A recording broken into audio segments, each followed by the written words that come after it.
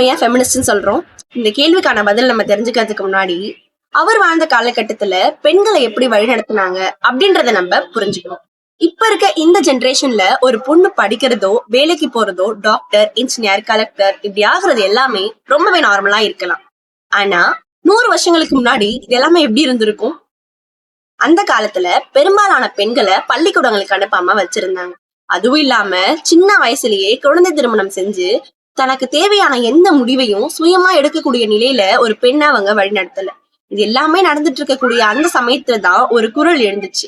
அந்த குரலை கொடுத்தவர் தான் தந்தை பெரியார்னு சொல்லக்கூடிய ஈவே ராமசாமி அவர்கள். பெரியார் அவர்கள் எதற்கெல்லாம் அவருடைய குரலை கொடுத்தாருன்னா, எல்லா பெண்களுமே கட்டாயம் கல்வி கற்க வேண்டும், சமுதாயத்துல பொருளாதார சுதந்திரம் இருக்கிறதுக்கு வேலைக்கு போகணும் அப்படின்றதையும், குழந்தை திருமணத்தை எதிர்த்தும் விதவை மறு திருமணத்திற்கு இந்த சமுதாயம் ஏற்றுக்கொள்ளணும் அப்படின்றதையும், குடும்ப சொத்து விவரங்கள்ல ஆணுக்கும் பெண்ணுக்கும் சம உரிமை உண்டு அப்படின்றதையும், திருமண வாழ்க்கை ஒருத்தர் அடக்கி ஆள்வது அல்ல, 2 பேரும் சமமா ஏற்றுக்கொள்ளக்கூடிய ஒரு உறவா இருக்கணும் அப்படின்றதையும், குழந்தைய வளர்க்கறதுல இருந்து குடும்பத்தை நிர்வகிக்கிற வரைக்கும் 2 பேரும் சம பங்கை ஏற்றுக்கொள்ளணும் அப்படின்றதையும், பெண்கள் தனக்கு தேவையான வாழ்க்கை துணைய தானே ஏற்றுக்கொள்ளணும் அப்படின்றதையும் பெரியார் ரொம்பவே ஆழமா வலியுறுத்தினாரு. இப்ப நான் சொன்ன எல்லா விஷயங்களுமே ரொம்பவே நார்மலா இருக்கலாம். ஆனா பெரியார் வாழ்ந்த காலகட்டத்துல இந்த எல்லா விஷயங்களுமே ஒரு புரட்சிகரமான விஷயமா இருந்திருக்கு.